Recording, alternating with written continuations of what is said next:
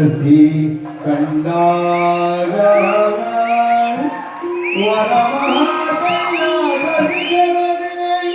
ಅರನಸಿ ಕಂಡಾಗ ಕೌತುಕವೆರಸಿ ಭೂಸುರನೋರ್ವನನು ಬೆಸಗೊಂಡ ಉಮಿ ಕರೆಸಿ ಭೂಸುರನೋರ್ವನನು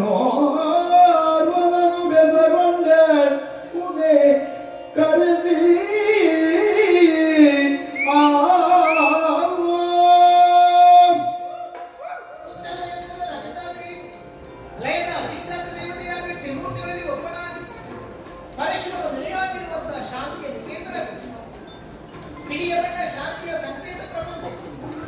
ಶಾಂತಿಯಲ್ಲಿ ಅಚಲವಾಗಿ ನೆಲೆಯಾಗಿರುತ್ತದೆ.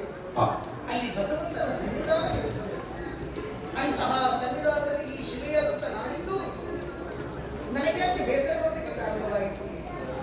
ಕಾರಣವಿಲ್ಲದೆ ಬಂದಿರುವಂತಹ ಉದಾಸೀನ, ನಮ್ಮ ದೇಹದ ಪ್ರಥಮ ಶಕ್ತಿ ಯಾವುದು ಕೇಳಿದ್ರೆ ಉದಾಸೀನ.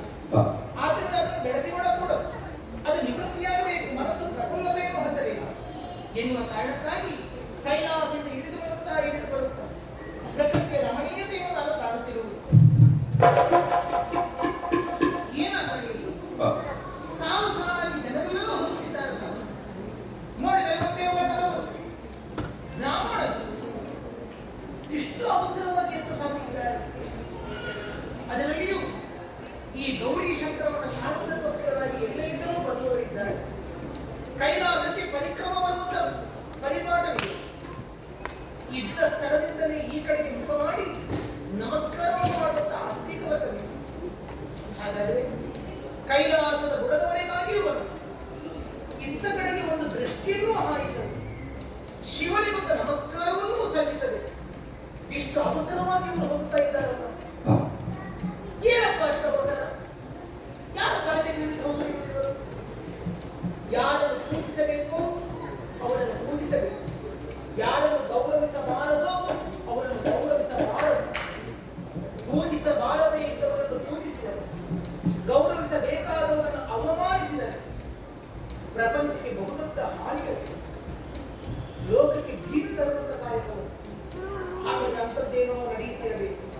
ನೋಡೋಣ ಅವರನ್ನೇ ವಿಚಾರಿಸೋಣ.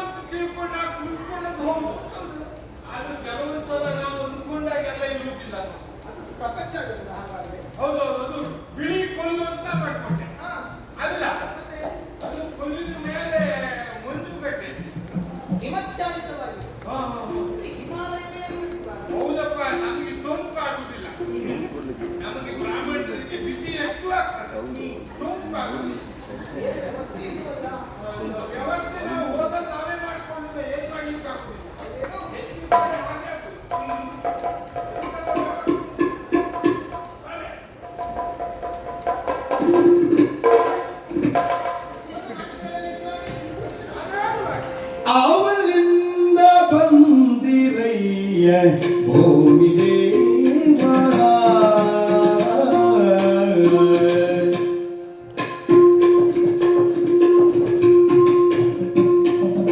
ಅವಲಿಂದ ಬಂದಿರಯ್ಯ ಭೂಮಿದೇವ, ಅವಲಿಂದ ಬಂದಿರಯ್ಯ, ಅವಲಿಂದ ಬಂದಿರಯ್ಯ ಭೂಮಿದೇವ, ಶರಣಾಯ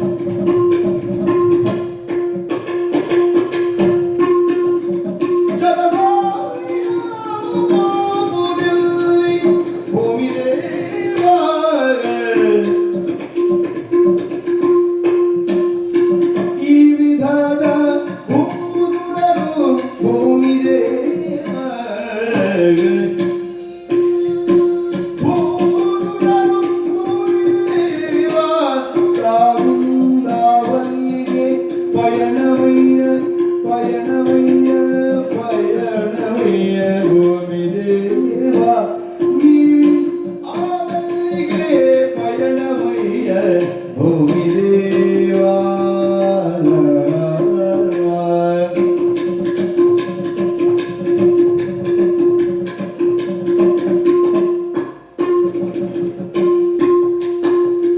ಈ ವಿಧದ ಭೂಸುರರು ಭೂಮಿ ದೇವಾ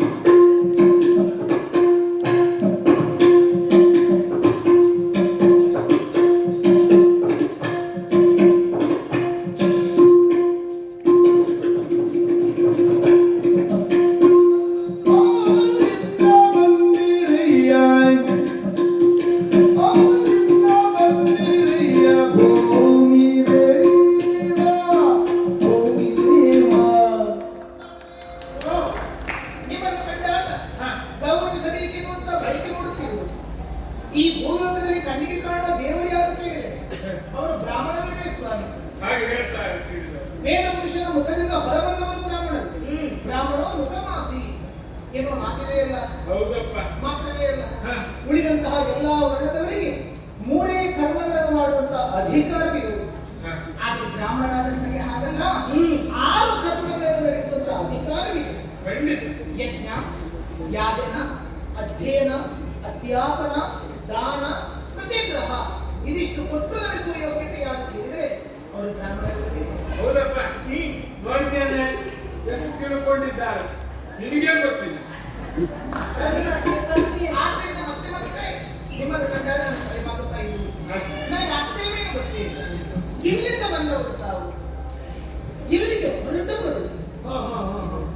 ಆಶ್ಚರ್ಯ ಆಗ್ತದೆ. ಹೋಗಿ ಬ್ರಾಹ್ಮಣರು ಜೊತೆ ಇಷ್ಟು ವ್ರತರಿದ್ದೀವಿ. ಹೌದು. ನೀವು ನಿಮ್ಮಂತವರು ಕಾರ್ಯ ಕಾರಣಗಳಿಲ್ಲದೆ ಪ್ರಯಾಣವನ್ನು ಬೆಳೆಸುವವರಲ್ಲ. ಇಲ್ಲ. ಹೌದಲ್ಲ? ಖಂಡಿತವಾಗಿ. ಹಾಗಾದ್ರೆ ಒಬ್ಬಿಬ್ಬರಲ್ಲ, ವಿಧ ವಿಧದ ಬ್ರಾಹ್ಮಣರಿದ್ದೀರಿ. ಹೌದಪ್ಪ. ಒಂದೆರಡು ವಿಧ ಅಲ್ಲ. ಬ್ರಾಹ್ಮಣರಲ್ಲಿ ಒಂದು ಭೇದ ಇಲ್ವಾ? ಖಂಡಿತ ಉಂಟು. ಯಾರೆಲ್ಲ? ಭಾಗವತರಿದ್ದಾರೆ, ಭಕ್ತರಿದ್ದಾರೆ, ಉರಾಣರಿದ್ದಾರೆ, ನಾವರಿದ್ದಾರೆ, ದ್ವೈಸರಿದ್ದಾರೆ. ಇದು ಹಲವಾರು ನಂಬಿಕೆ. ಹೌದು. ಶೈವರಿದ್ದಾರೆ, ಶಾಕ್ತೇಯರಿದ್ದಾರೆ, ವೈಷ್ಣವರಿದ್ದಾರೆ. ಹಾಗಾದ್ರೆ ಮಾತ್ರವೇ ಅಲ್ಲ, ಸಣ್ಣ ವಯಸ್ಸಿನ ಮಕ್ಕಳಿದ್ದಾರೆ, ಯುವಕರಿದ್ದಾರೆ, ಪ್ರೌಢರಿದ್ದಾರೆ, ವೃದ್ಧರಿದ್ದಾರೆ. ಹಾಗಾದ್ರೆ ನಾನಾ ವಿಧದ ವಯಸ್ಸಿನ ನಾನಾ ವರ್ಗಭೇದಗಳು ಬ್ರಾಹ್ಮಣರಾದ ವಿಧ ವಿಧದ ಬ್ರಾಹ್ಮಣರಾದ ನೀವು ಜೊತೆ ಸೇರಿ ಸಾಗುತ್ತಿದ್ದೀರಿ. ಬ್ರಾಹ್ಮಣರು ಹೋಗ್ತಾ ಇದ್ದಾರೆ ಅಂದ್ರೆ ಅನುಮಾನ ಉಂಟಾಗುವ ಸಹಜ. ನೀವು ಹೇಳಿದಾಗ ಹೌದಲ್ಲ? ಬ್ರಾಹ್ಮಣರು ಕಾರ್ಯಕ್ರಮಕ್ಕೆ ಹೋಗ್ತಾ ಇದ್ದಾರೋ ಕಾರ್ಯಕ್ರಮ ಮುಗಿಸ್ಕೊಂಡು ಬರ್ತಾ ಇದ್ದಾರೋ ಅಂತ ಗೊತ್ತಾಗುದಿಲ್ಲ. ಯಾಕಂದರೆ ಶುಭ ಅಶುಭ ಎರಡು ಕಾರ್ಯಗಳಿಗೂ ಬ್ರಾಹ್ಮಣರು ಬೇಕೇ ಬೇಕು. ಖಂಡಿತ. ಹೌದಲ್ಲ? ಹೌದು. ಆದರೆ ನೀವು ಇವತ್ತು ಹೊರಟದ್ದು ಮಾತ್ರ ಶುಭ ಕಾರ್ಯ. ನಿಂಗೆ ಗೊತ್ತಾಗುತ್ತ? ಖಂಡಿತ. ಹೇಗೆ? ಅದು ಆ ಕಡೆ ಇದ್ದಾರಲ್ಲ, ಹೆಂಡಿರು ಮಕ್ಕಳು ಸಹ ಭೂಮಿ ದೇವಾ ಹೆಂಡಿರು ಮಕ್ಕಳು ಸಹ ಭೂಮಿ ದೇವಾ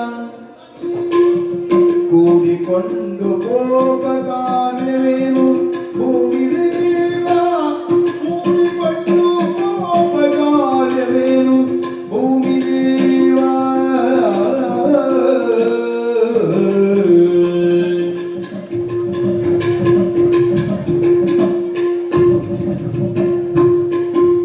ಕಂದರೆ ಕೌತುಕವೆನಗೆ ಭೂಮಿ ದೇವಾ ಕಂಡರೆ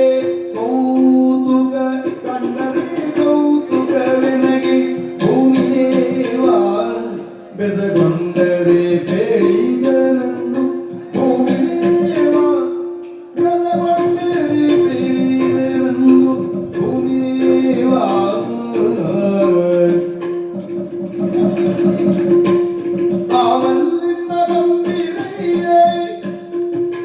ಅವಲ್ಲಿಂದ ಬಂದಿರಯ್ಯ ಭೂಮಿ ದೇವಾ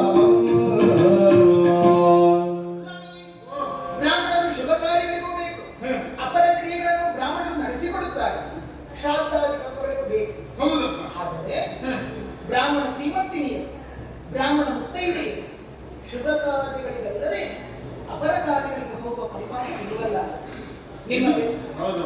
ನಿಮ್ಮ ಬೆನ್ನ ಹಿಂದೆ ಲಕ್ಷಣೀಯವಾದ ಮುತ್ತೈದೆಯನ್ನು ನಾನು ಕಾಣುತ್ತಿದ್ದೇನೆ. ಹೌದು. ಆದ್ದರಿಂದ ಶುಭ ಕಾರ್ಯಕ್ಕೆ ಹೋಗುತ್ತಿರುವುದೆನ್ನುವುದನ್ನು ನಾನು ದೃಢಪಡಿಸಿಕೊಂಡೆ. ಆಹಾ, ಲಕ್ಷಣವಾದಂತ ಮುತ್ತೈದೆ ಮಗಳ ಸುಮ್ಮನಿರು ಸ್ವಲ್ಪ. ಅದೇಗಾದ್ರೂ ನೀರಿದ್ರು ಬಾಯಿ ತೊಳ್ಕೊಂಡ್ ಬಾ. ಮಗಳಲ್ವ? ಸಣ್ಣ ಪ್ರಾಯದ ಹುಡುಗಿ. ಮಗಳಲ್ವೇ? ಮತ್ತೆ ನನ್ನ ಹೆಂಡತಿ, ಅವಳು ಮೂರನೇ ಹೆಂಡತಿ ಮಹಾಲಕ್ಷ್ಮಿ. ಮೂರನೇ ಹೆಂಡತಿ? ಹೌದು. ಮೊದಲನೇ ಇಬ್ಬರು ಕಾಣುತ್ತಿಲ್ಲ. ಮೊದಲನೇ ಎರಡು ಹೋದ್ಮೇಲೆ ಈಗ ಅದು ಏನಾಯ್ತು? ಅದು ನಮ್ಮ ಅಪ್ಪಯ್ಯ ನನಗೊಂದು ಮದುವೆ ಮಾಡಿದ್ನ. ಅದು ನಾ ಮದುವೆ ಆಗುವಾಗ ಹೇಳಿದೆ, ನನಗೆ ಈ ಮದುವೆ ಬೇಡ ಅಂತ. ಇಲ್ಲಪ್ಪ ಸಹಜವಾಗಿ ಹೇಳಬೇಕಾದದ್ದು ಹೇಳು. ಹೌದೌದು.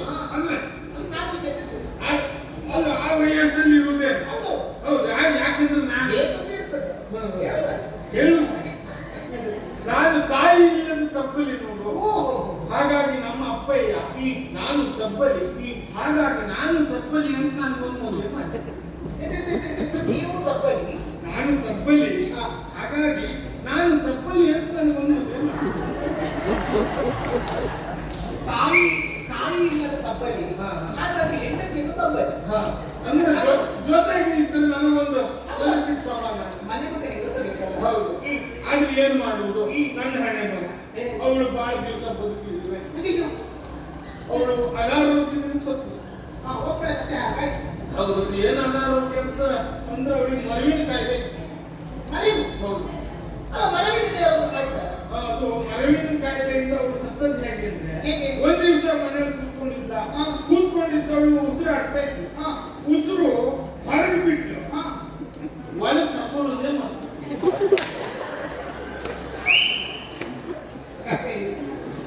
ಅಲ್ಲಿ ಇರಬಹುದು. ಮರವಿದ್ದದ್ದು ಕೇಳಬೇಕು, ನನಗೆ ಅವಳಿಗೆ ಮರವಿದ್ದದ್ದು ಏನಾಯ್ತು ಅಂತ ಗೊತ್ತಿಲ್ಲ. ಕೊನೆಗೆ ಇನ್ನೊಂದು ಮದುವೆ ಆದ. ಅವಳು ಮದುವೆ ಆಗುವಾಗ ಅಪ್ಪನಿಗೆ ಹೇಳಿದೆ, ಅವಳು ಕಪ್ಪುಗಿದ್ದಾಳೆ, ನಾ ಮದುವೆ ಆಗುದಿಲ್ಲ. ಅಪ್ಪ ಹೇಳ್ದ, ಕಪ್ಪಾದ್ರೆ ಏನು ತಪ್ಪು? ಬರಿಯ ಕಾಮದ ಕಪ್ಪು, ಕಸ್ತೂರಿ ಕಪ್ಪು, ಮೆರವ ಕಾಮ ಕಪ್ಪು, ಕಪ್ಪಾದ್ರೆ ಏನು ತಪ್ಪು? ನೀನೀಗ ಒಪ್ಪು, ಆಮೇಲೆ ಒಪ್ಪು ಅಂತ. ಆಯ್ತಪ್ಪ.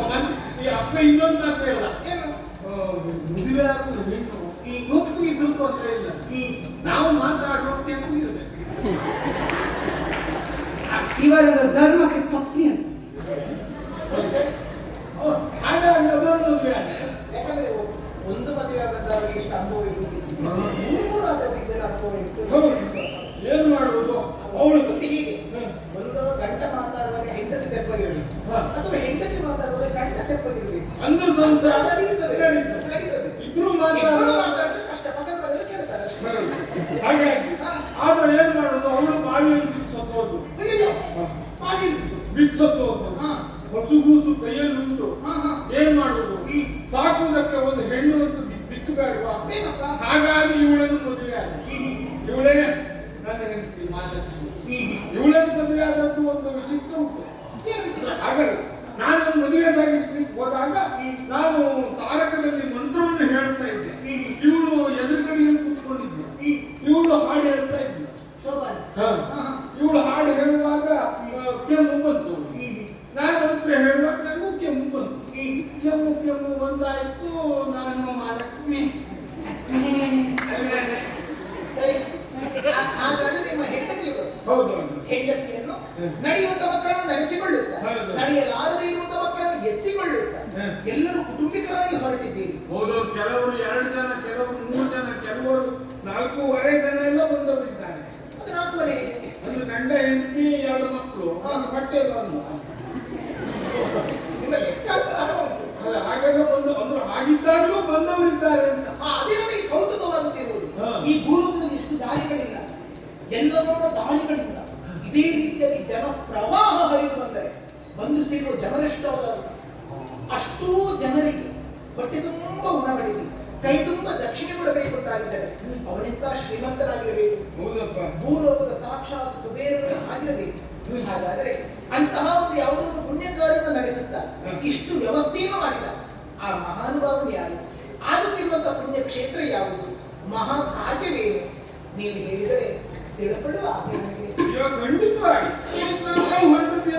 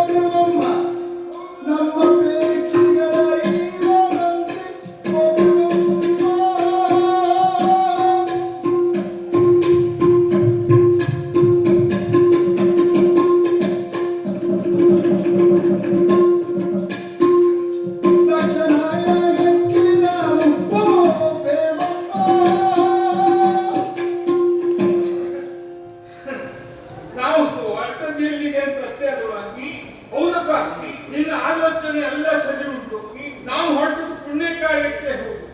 ಅದು ಬರೀ ಪುಣ್ಯ ಕಾರ್ಯ ಅಲ್ಲ, ಮತ್ತೆ ಅದೊಂದು ಯಾಗ.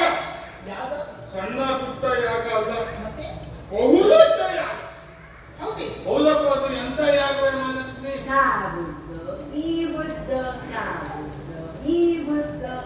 ಅಲ್ಲ ಅಲ್ಲ ಅಲ್ಲ, ನೀನು ಮದುವೆ ಆದಾಗಲೇ ನನಗೆ ಗೊತ್ತಾಯ್ತು, ನೀನು ಭೂತ್ವೆ ನಾನು ಭೂತ್ವೆ ಅದೆಲ್ಲ. ಅದು ನ ಭೂತೋ ನ ಭವಿಷ್ಯತಿ, ಓ ಹಿಂದೆ ನಡೆದಿರಲಾರದು ಮುಂದೆ ನಡೆಯಲಾರದೇನೋ ಎನ್ನುವಂತಹ ಯಾಗ. ಹೌದು ಅಂತಹ ಮಹತ್ವವಾದದ್ದು. ಹೌದಪ್ಪ, ಅಲ್ಲಿಗೆ ಹೋದ ಯಾಗ ನಡೆಯುವಂತಹ ಸ್ಥಳದಲ್ಲಿ ಒಂದು ದೊಡ್ಡ ಬೆಟ್ಟ, ಹೆಚ್ಚಾಗಿ ಬಯಲಿನಲ್ಲಿ ನದಿ ತೀರದಲ್ಲಿ ಯಜ್ಞ ಯಾಗಾದಿಗಳು ನಡೆಯುವುದು. ನದಿ ತೀರದಲ್ಲಿ ಬೆಟ್ಟವೇ ನದಿ ತೀರದಲ್ಲಿ ಹೌದು, ಮತ್ತೆ ಬಯಲಿನಲ್ಲಿ ಬೆಟ್ಟ ದೊಡ್ಡ ಬೆಟ್ಟ ಹೌದು, ಆದ್ರೆ ಈ ಕೊಲ್ಲು ಮಣ್ಣುಗಳಿಂದ ಕೂಡಿದ ಬೆಟ್ಟ ಅಲ್ಲ. ಮತ್ತೆ ಇದು ಧನದ ರಾಶಿ. ಧನದ ರಾಶಿ. ಹಾ ಹಾ ಹಾ, ಹಣದ ಬೆಟ್ಟ. ಹೌದೌದು. ಜನದ ಬಾಲ ಅನಿಸ್ತದೆ. ಅದೇ ಬಾಲ ಉಂಟು ಅಂತ. ಅದು ಧನದ ರಾಶಿ, ಸಂಪತ್ತಿನದ್ದೇ ರಾಶಿ. ಯಾಕೆ? ಯಾಕಾಗಿ? ಬಂದಂತಹ ಬ್ರಾಹ್ಮಣರಿಗೆ, ಆಹ್ವಾನಿತರಾದವರಿಗೆ ಮತ್ತು ಬೇಗ ಬಾ ಇಲ್ಲ, ಇವರು ಆಹ್ವಾನ ಕೊಟ್ಟು ಬಂದವರು, ಇವರು ಸುದ್ದಿ ಕೇಳಿ ಬಂದವರು, ಹೀಗೆಲ್ಲ ಬೇಗ ಬಾ ಇಲ್ಲ. ಯಥೇಚ್ಛ ಬಂದವರಿಗೆಲ್ಲ ಲೆಕ್ಕಾಚಾರ ಮಾಡುವುದಿಲ್ಲ, ಕೈಯಲ್ಲಿ ಎಷ್ಟು ಬರ್ತದೋ ತೆಗೆದುಕೊಡುವುದು. ಹಾಗೆ ಅಷ್ಟಾದ್ಮೇಲೆ ಮತ್ತೆ ಕೇಳ್ತಾರೆ, ನಿಮಗೇನಾದ್ರೂ ಅಪೇಕ್ಷೆ ಉಂಟಾ? ಅಂದ್ರೆ ಮೊದಲೇ ಏನಾದ್ರೂ ಅಪೇಕ್ಷೆಯಿಂದ ಹೊತ್ತು ಬಂದಿದ್ರೆ ಅದನ್ನೂ ನೆರವೇರಿಸ್ತಾರೆ. ಸಂತೃಪ್ತಿಯಾಗುವಂತೆ ದಾನ ದಕ್ಷಿಣೆಗಳು ನಡೆಯುತ್ತವೆ. ಹೌದು, ಯಾವ ನಿಮಿತ್ತವಾಗಿ? ಯಜ್ಞದ ನಿಮಿತ್ತವಾಗಿ. ಖಂಡಿತ. ಯಜ್ಞ ನಡೆಯುತ್ತಿರಲಿಲ್ಲ ಅಂತ ಹೇಳಿಲ್ಲ. ಅದು ನಡೀತಾ ಇರೋದು ಮಹಾಲಕ್ಷ್ಮಿ ಎಲ್ಲ ಐತೆ ಅದು ಪ್ರಾಚೀನ ಇದು ಪ್ರಾಚೀನ ಬರಿಗಿ. ಪ್ರಾಚೀನ ಬರೆಗೆ ಅದೇ ಅದೇ ಅದೇ. ಸ್ವಾಮಿ, ಪ್ರಾಚೀನ ಬರೆಗೆ ಯಾವ ಸ್ವಾಮಿ ಮಾಡಿದ ಮಹಾತ್ಮರು? ಇದು ದಕ್ಷ ಪ್ರಜಾಪತಿ ಮಾಡಿಸುವಂತಹ ಯಾಗ. ಅಯ್ಯೋ, ನಮಗೆ ಕರೆ ಬಂದದ್ದೇ ಕೊನೆಯಲ್ಲಿ, ನಾವು ಅವಸರದಲ್ಲಿ ಓಡಿ ಬರುವ ಕಾರಣವೂ ಅದೇ. ಉಳಿದವರೆಲ್ಲ ಮುಂದೆ ಹೋದ್ರು. ದಕ್ಷಿಣೇಶ್ವರನಿ ಹೌದಪ್ಪ, ಯಜ್ಞವನ್ನು ನಡೆಸುತ್ತಿದ್ದಾನೆ. ಖಂಡಿತ. ನಮಗೆ ಕೊನೆಯಲ್ಲಿ ಕರೆ ಬಂತಲ್ಲ, ಈಗ ನಮ್ಗಲ್ಲಿ ಪರಿಸ್ಥಿತಿ ಗಂಭೀರ ಆಗಿದೆ. ನಮ್ಮ ಮನೆಯಲ್ಲಿ ನಾಯಿ ಮಾಡಕ್ಕೆ ಬೇಕು ಮಾಡಕ್ಕೆ ಆಗಿದ್ದೇವೆ. ಹೌದು, ನೀನೇ ಅಲ್ಲ ಅವನಿಗೆ ಹಾಕುವಾಗ ಬೆಕ್ಕ ನಾಯಿ ಓಡಿಸ್ಕೊಂಡು ಬಂತು, ಒಳಗೆ ಎರಡು ಹೋದಾಗ ಅವನಿಗೆ ಹಾಕದೆ ಬೆಕ್ಕು ಹೊರ ಬಂತು, ನಾಯಿ ಒಳಗೆ ಹೋಯ್ತು. ಏನ್ ಮಾಡ್ಲಿಕ್ಕೆ ಆಗುದಿಲ್ಲ. ಇವು ಅವಸರದಲ್ಲಿ ಆದಷ್ಟು ಬೇಗ ಹೋಗ್ಬೇಕು.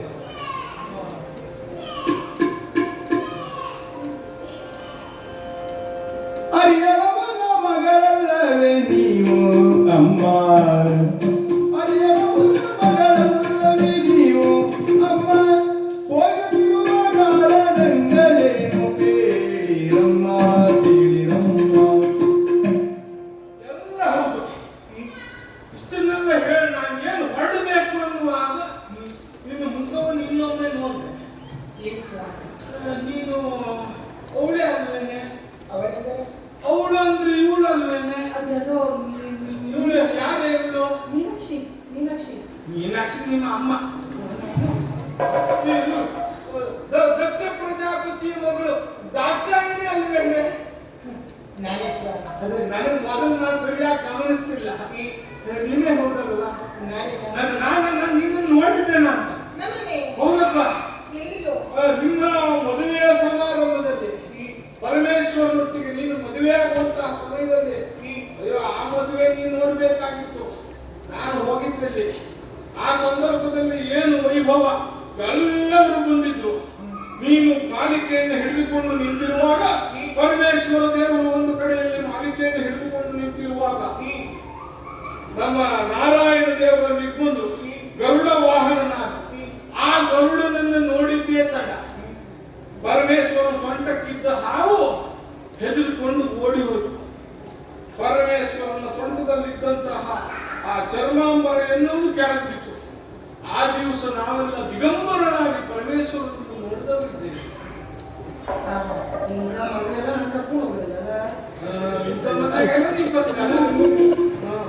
ಆದ್ರೆ ಆ ದಿವಸ ಒಂದು ಅರ್ಥ ಮಾಡಿಕೊಂಡಿದ್ದೇವೆ. ಅದರ ಸಂದೇಶ ಏನು? ಪ್ರಪಂಚದಲ್ಲಿ ಎಲ್ಲವೂ ನಶ್ವರ, ಎನ್ನುವಂತಹ ಸಂದೇಶವನ್ನ ಕೊಟ್ಟಿದ್ದಾನೆ ಆ ಈಶ್ವರ. ಹೌದೌದು. ಅಲ್ಲ ಅದು ಇಲ್ಲಿ ಸುಳ್ಳಲ್ಲ. ನೀನು ನಿನ್ನ ಅಪ್ಪನ ಮನೆಯ ಕಾರ್ಯಕ್ರಮಕ್ಕೆ 8 ದಿವಸ ಮೊದಲೇ ಹೋಗ್ಬೇಕಾಗಿತ್ತು. ಆದ್ರೆ ನೀನು ಇಲ್ಲೇ ಇದ್ದೀಯಲ್ಲ, ಅದು ನನಗೆ ಆಶ್ಚರ್ಯ ಆದದ್ದು. ಒಂದೊಂದೇ ನಾಚಿಕೆಯ ವಿಷಯ. ತವರು ಮನೆಯಲ್ಲಿ ಬಹುದೊಡ್ಡ ಕಾರ್ಯಕ್ರಮ ನಡೆಯುತ್ತಿದೆ, ಆದರೆ ಮಗಳಾದ ನನಗೆ ಗೊತ್ತಿಲ್ಲವಾಗಿತ್ತು. ಹಾಗಾದರೆ ಹೀಗಿರಬೇಕು. ಬಹುತೇಕ ಬ್ರಾಹ್ಮಣರು ಯಜ್ಞಯಾಗಲಿಗೆ ಅನಿವಾರ್ಯವಾಗಿದೆ. ಆ ಕಾರಣಕ್ಕೋಸ್ಕರವಾಗಿ ನಿಮ್ಮನ್ನು ಮಾತ್ರ ಬಳಸಿಕೊಳ್ಳುತ್ತಿದ್ದಾರೆ. ಕುಟುಂಬಿಕರಿಗೆ ಹೇಳಿಕೆ ಇಲ್ಲವೋ ಇಲ್ಲ? ಅಲ್ಲಪ್ಪ, ಇವರು ನಿಮ್ಮ ಅಕ್ಕ ತಂಗಿಯವರೆಲ್ಲ ಹೋಗಿದ್ದು ನಾವೇ ನೋಡಿದ್ದೇವೆ. ಅಶ್ವಿನಿ ಮಾಡಿ ಕೃತಿಕಾದ ನಕ್ಷತ್ರ ನಾಮವನ್ನು ಹೊಂದಿಕೊಂಡು ಹೌದು ಹೌದು, ಅವರೇ ಆದ್ಮೇಲೆ ಹೌದು ಮುಂದೆ ಹೋಗ್ತಾ ಇದ್ದಾರೆ, ತಡ ಆಯ್ತು ಅಂತ ನನಗೆ ಗೊತ್ತಿಲ್ಲವಾಗಿತ್ತು ಸ್ವಾಮಿ. ಬಹುಶಃ ಹೀಗಾಗಿರ್ಬಹುದೇ. ಅಂದ್ರೆ ಕೆಲವೊಂದ್ಸಲ ಹಾಗಾಗಿ ಹೋಗ್ತದೆ. ದೊಡ್ಡ ದೊಡ್ಡ ಕಾರ್ಯಕ್ರಮ ಮಾಡುವಾಗ ನಮಗೂ ಹಾಗೆ ಆಗುದುಂಟು. ವಾರ್ಷಿಕ ಪೂಜೆ, ದೇವ ಕಾರ್ಯ ಮಾಡುವಾಗ ಪಕ್ಕದ ಮನೆಗೆ ಆಮಂತ್ರಣ ಕೊಡುದು ಮರೆತು ಹೋಗ್ತದೆ. ಅವಸರವಾಗಿ ಎಲ್ಲೋ ನಿಮ್ಗೆ ಆಮಂತ್ರಣ ಕೊಡುದು ಮರೆತು ಹೋಗಿರ್ಬೇಕು. ತಲೆ ಬಿಸಿ ಮಾಡುದು ಬೇಡ, ನಮ್ಮೊಟ್ಟಿಗೆ ಬಾ, ನಾವು ಕರ್ಕೊಂಡು ಹೋಗ್ತೇವೆ. ಯಾಕೆ ಕೇಳು? ಅನ್ಯತಾ ಭಾವಿಸಿಕೊಳ್ಳಬೇಕು. ನಿಮ್ಮ ಜೊತೆಗೆ ಬಲಪೂರ್ಣದಿಂದ ಅಲ್ಲ ಆಗುತ್ತೆ. ಈಗ ನೀವು ಸತಿಪತಿಗಳಾದ ನೀವು ಜೊತೆಯಾಗಿ ಹೊರಟಿದ್ದೀರಿ. ನಾನು ಹಾಗೆ ತಾನೆ. ಗಂಡನಿರುವಂತ ಹೆಣ್ಣು ನಾನು. ಯಾವನೇ ಒಬ್ಬಳು ಗಂಡ ನಿಲ್ಲುತ್ತಾ ತಾನೆಲ್ಲಿಗೂ ಒಬ್ಬಳಿಗೆ ಹೋಗಕೂಡ. ಗಂಡನ ಜೊತೆಯಾಗಿ ಹೋದ ಹೆಂಡತಿ ಮಾತ್ರ ಎಲ್ಲಾ ಕಡೆಯೂ ಗೌರವವಿಲ್ಲ. ಅದರಲ್ಲಿಯೂ ತವರು ಮನೆಗೆ ಮಗಳು ಬಂದಳು ಎಂದು ಯಾವ ತಂದೆ ತಾಯಿಗೂ ಸಂತೋಷ ಪಡೆಯಕೂಡದು, ಪಡುವುದಿಲ್ಲ. ಮಗಳ ಬೆನ್ನ ಹಿಂದೆ ನೋಡುತ್ತಾರೆ, ಅಳಿಯನಿದ್ದಾನೆ. ಅಳಿಯನ ಜೊತೆಯಲ್ಲಿ ಮನೆಗೆ ಬಂದ ಮಗಳಿಗೆ ಮಾತ್ರ ತವರದಲ್ಲಿ ಗೌರವ ಇಲ್ಲ. ನಾನು ನಮ್ಮವರ ಜೊತೆ ಬರಬೇಕೋ ಬೇಡ? ಸರಿ ಉಂಟು, ಸರಿ ಉಂಟು. ಕಾರಣ ಹೊಂದಿದೆ ನಿನ್ನಿಂದ ನನ್ನ ಕಥೆ ಯಜ್ಞ ಕಾರ್ಯವನ್ನು ಮಾಡಿಸುವ ಎಂದಾಡಿದೆಯಲ್ಲ. ಆದ್ದರಿಂದ ಇದನ್ನು ನಾನು ಯಾವ ಕಾಲಕ್ಕೂ ಮರೆಯುವುದಿಲ್ಲ. ನಾನು ಅಲ್ಲಿ ಬಂದು ನಿಮ್ಮನ್ನು ಕಾಣುತ್ತೇನೆ. ಆದರೆ ಅಲ್ಲಿ ನಮ್ಮ ಕಡೆ ಒಂದು ಲಕ್ಷ್ಯ ಇರಲಿ. ಖಂಡಿತ ಯಥೇಚ್ಛವಾಗಿ ನಾನು ಬರ್ತೇನೆ. ಮಹಾಲಕ್ಷ್ಮಿ ನಾವು ಹೋಗುವ ಅವರು ಮನೆಗೆ ಬಂದು ಬೇಗ ತರುತ್ತಾರೆ. ಯಾಕೆ ಹೇಳು, ಅವರಲ್ಲಿ ವಾಹನ ವ್ಯವಸ್ಥೆ ಉಂಟು. ನಮ್ಮಂತೂ ಆಗೋದಿಲ್ಲ.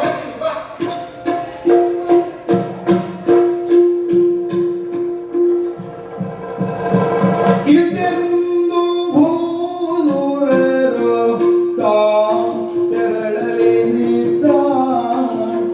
ಇದೆಂದು ಭೂದೂರರು ತಾಂ ತೆರಳಲಿದ್ದ.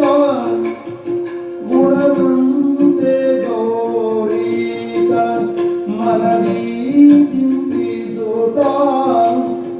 ಗುಣವಂತೆ ಗೌರೀತ ಮನದಿ ಚಿಂತಿಸುತ್ತ.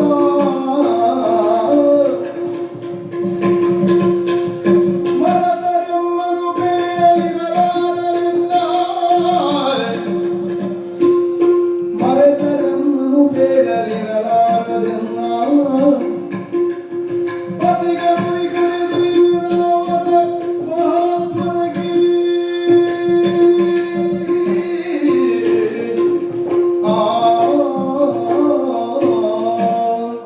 ನನ್ನ ಬೇಸರ ನಿವಾರಣೆಗೋಸ್ಕರವಾಗಿ ಕೆಳಗಿಳಿದು ಬಂದವಳು ನಾನು.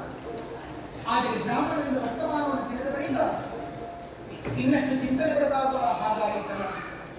ಲೋಕಾಂತರವನ್ನು ಆಮಂತ್ರಿಸಿರುವ ದಕ್ಷ ಪ್ರದೇಶ್ವರನು ಮಗಳಾದ ದಾಕ್ಷಾಯಣಿಯನ್ನು ಮರೆತನೆ. ಮರೆಯುವುದಕ್ಕುಂಟೆ ನನ್ನ ಅಪ್ಪ ಎಷ್ಟು ಪ್ರೀತಿಸುತ್ತಾನೆ ನನ್ನನ್ನು. ಶಶಿಮುಖಿಯು ಎಂದೆನ್ನುವ ಬಾಯಲ್ಲಿ ಬಿಸಿಯ ನುಣ್ಣವ ದಕ್ಷ. ನನ್ನಪ್ಪ ದಾಕ್ಷಾಯಿಣಿ ಅಂತ ಪ್ರೀತಿಯ ಕರೆಯುವ ಹೊತ್ತಿನಲ್ಲಿ ಅದರ ಮುಂಚಿತವಾಗಿ ಬಿಸಿ ಪದಾರ್ಥವನ್ನು ಉಣ್ಣುವನು. ಎಲ್ಲಿ ಆ ಬಿಸಿ ತನ್ನ ಮಗಳ ಸಂಬೋಧನೆಗೆ ಸಿಗುತ್ತದೋ ಅಷ್ಟು ಪ್ರೀತಿಸುವ ನನ್ನಪ್ಪ ನನ್ನನ್ನು ಮರೆತಾನೆ. ಇಲ್ಲ ಇಲ್ಲ, ಸಾಧ್ಯವಿಲ್ಲ. ಎಲ್ಲಿಯೋ ಕಾರ್ಯದ ಅವಸರದಿಂದ ಮರೆತಿರಬಹುದು. ಅಲ್ಲ, ಮನೆಗೆ ಆಗುವ ಶುಭ ಕಾರ್ಯಕ್ಕೆ ಮನೆ ಮಂದಿಗೆ ಹೇಳಿಕೆಯಾಗಬೇಕು, ಈ ಉದ್ದೇಶವೂ ಇರಬಹುದು. ಗೊತ್ತಾದ ಬಳಿಕ ನಾನು ಹೋಗದೆ ಉಳಿಯುವುದೇ? ಹೋಗಲೇಬೇಕಾಗಿದೆ. ಮೊದಲಾಗಿ ನನ್ನವರಿಗೆ ವಿಚಾರವನ್ನು ತಿಳಿಸಬೇಕು. ಏನು